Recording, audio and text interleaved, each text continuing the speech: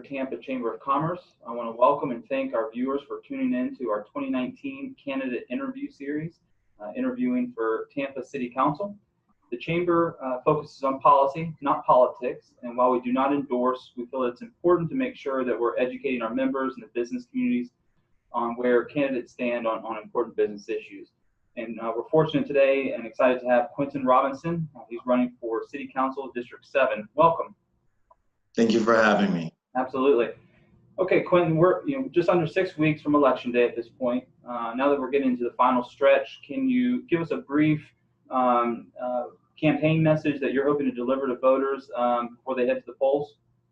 Yes, sir. My message and my tagline, or my message to the voters within District 7 is empowering communities for a greater Tampa.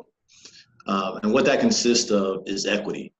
Over the past 2 years, and probably over the past 10 years, specific areas within District 7 have been overlooked and underserved.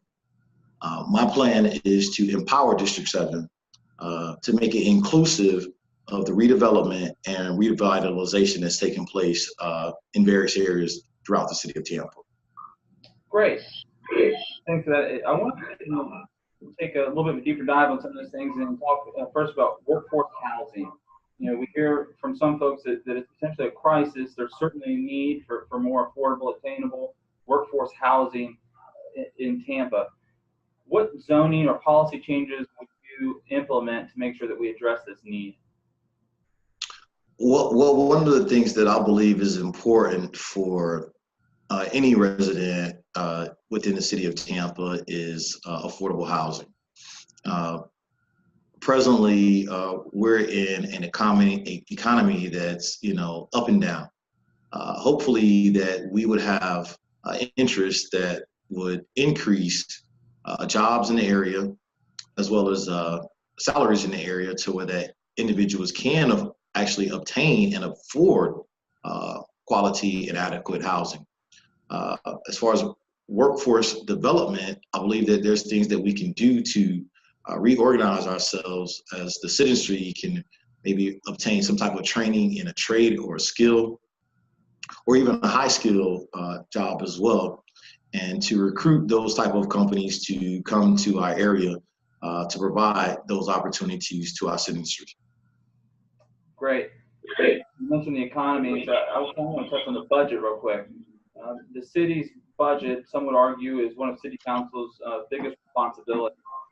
We're hearing from economists and budget leaders in the state that we may see a dip in the economy in a couple of years, which would fall under your tenure as a city councilman.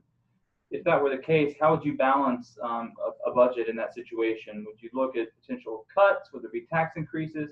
How would you organize a budget from city council perspective in a downturn in the economy? Right. Well, as a city council member, I wouldn't formulate the budget.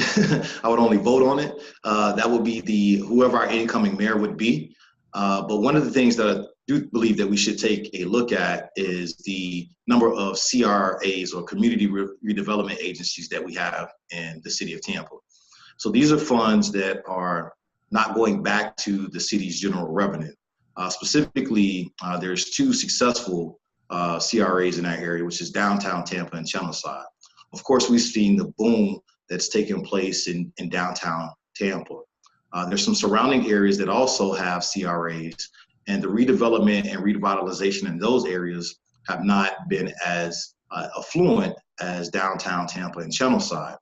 What I would propose to the mayor is to actually sunset those CRAs in downtown Tampa as well as Channelside, so that those dollars can actually come back to the city's general revenue, and hopefully decrease some of the spending or the pitfalls that we may have in the future.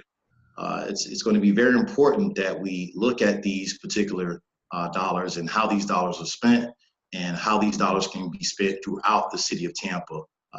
And development can take place in other areas as well, whether that's East Tampa, whether that's West Tampa, whether that's North Tampa, or even any of the CRAs that presently exist. And one of my plans is actually to propose, which actually has already been proposed, it's just sitting on the the back burner right now with the Board of County Commissions is to actually develop and implement a CRA in North Tampa so that we can actually see that particular area revitalized and redeveloped as well. I've had many conversations with business owners in the area. If you ride down Nebraska Avenue between Fowler and Bush, you see multiple commercial properties for sale. However, we're not able to attract businesses to come to that area because of what it looks like.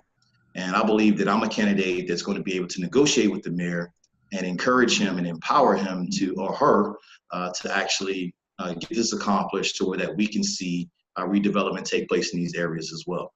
Now, as it relates to the budget and the mayor's proposal, I mean, this is going to be a fast start. As soon as the election is over, they're going to go to work hammering out a budget for this calendar year. Right. And I believe it's going to be very important that whoever the next city council members are, that they negotiate and have a conversation with the mayor about things that are important to the communities that they were elected to represent. And you mentioned development. Component to development is the permitting process. And we've heard some concerns that the permitting process is becoming more and more difficult. We always want to ensure that there's a safe permitting process, but at the same time, we need to build in some efficiency for our businesses and for residents in the city of Tampa. How would you address permitting if elected? Well, I believe that we would have to take a look at streamlining those type of services. What are the pros and the cons of how permitting is currently done within the city of Tampa? What can we do to fast track permitting to where that developments can be placed underway, and how those things will be beneficial to both the city of Tampa as it relates to the municipality itself, as well as the surrounding neighborhoods and areas where these developments will take place. So permitting is very, very important. I believe that if we can streamline those permitting processes, then we will be more successful and hopefully be able to attract more business to the area as well. Great. Changing directions a little bit, I want to talk about home rule and preemption. Local governments across the state continue to express concern that there's a Tallahassee knows best mentality from our legislature. Do you agree that that's the case? And if so, how would you work with the city councilman to establish a strong working relationship with our state delegation? Right. Well, I mean, my district, District 7, includes probably about 2 state house representatives and 1 senator. I would definitely work with them as best as I can to make sure that these things that we are experiencing here on a local level and within our city are actually presented to our state legislator as well, so that we can come together and reach a commonality to where that we can see success across the board within these areas as well. 2 current recently elected House of Representatives was Fentress Driscoll and also Diane Hart. I do know that Diane Hart has a great understanding of affordable housing and the understanding of development as well. And I believe that together we would be able to work to champion these things in the city of Tampa as well. And it's just going to take a concentrated effort for each of us to come together and understand what it's going to take to make our city prosper. Great. Economic development, public-private partnerships, they continue to be an asset for local governments across the country. What opportunities do you see for P3s in the city of Tampa? Well, I'm not sure of any current partnerships that would be impactful as it relates to District 7. I do know that some of the developments that are taking place are actually outside of my district where the county begins, and that's Fowler Avenue. So there's a redevelopment taking place at University Mall. There's also going to be a redevelopment taking place at USF. And I believe that both USF and the University of South Florida, USF as well as University Mall, which are both, USF, the campus is actually in the district of District 7. However, the mall is not. I do believe that with was it Tampa Innovation Tampa to having a partnership to develop a long-term sustainable redevelopment plan for that area. North Tampa, between Bush and Fowler Avenue, is a corridor, both to USF as well as the University Mall. And I would like to see a partnership that exists that will complement both those developments as well as the communities that surround those areas. Great. Transportation is obviously always a hot button issue in Tampa and Hillsborough County.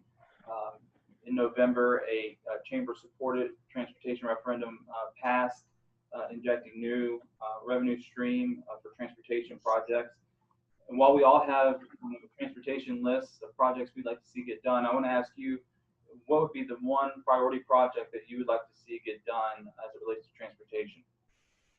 Well, I would like to see an expansion of our bus system, first and foremost.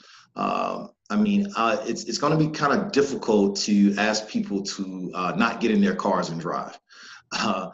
The understanding that I have about light rail, I mean, there are several mayors that are proposing different ideas. However, there's only two ways that we can actually utilize a light rail with either current existing tracks, which are owned by CSX, or building our own. My biggest concern about the transit is if we do develop light rail, where do we stand as it relates to eminent domain? I would like to make sure that who's ever impacted by eminent domain, that individual homeowner receives equitable and a fair market value for their home. Great. Leadership. What do you see as the role of Tampa City Council, and specifically your role as a leader on City Council? How do you see that evolving over the tenure? I would like to say that I'm more of a old school type of public servant. I'm the type of individual that likes to knock on doors, introduce myself to my neighbors, as well as the other organizations that exist within District 7 as well. Now, leadership, from my understanding, I'm a servant leader. And I don't believe that an individual can lead without first serving. And oftentimes what we see is that once a individual gets elected, that they lose the servant aspect and no longer understand that it's the people of that particular community or district that has elected them for a job.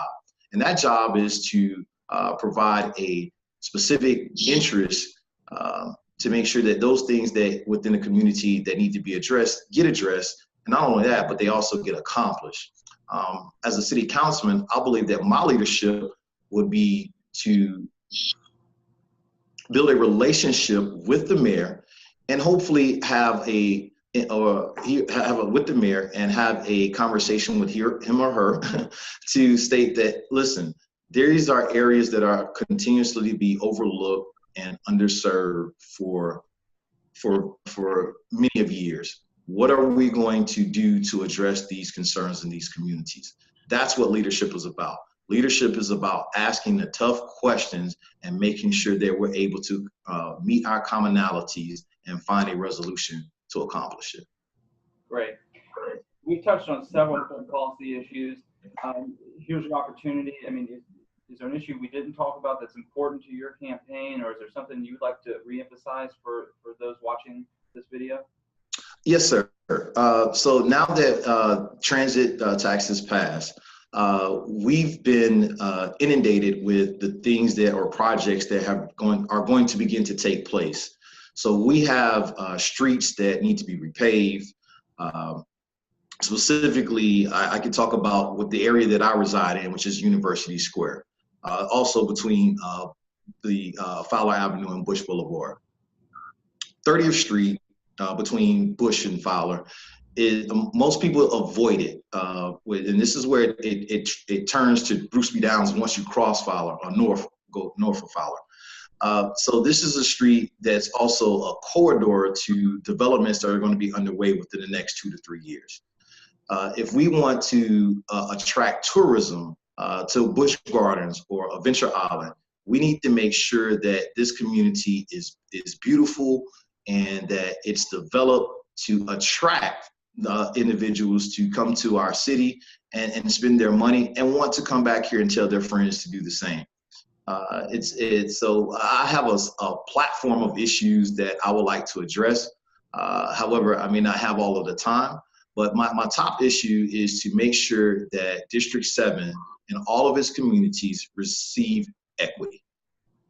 Great, and a lot of important issues. Where can voters go to learn more about your campaign? Yes, sir. So my plan to empower District 7 is available at www.voterobinson.com. Individuals that are savvy with social media can follow me on Facebook at Vote Robinson 2019, also in Instagram at Vote Robinson 2019, and also on LinkedIn at Quinton F. Robinson. Great. On behalf of our board of directors, thank you for joining us today, and thanks for your willingness to serve in an elected capacity. We really appreciate it. Thank you for having me, sir.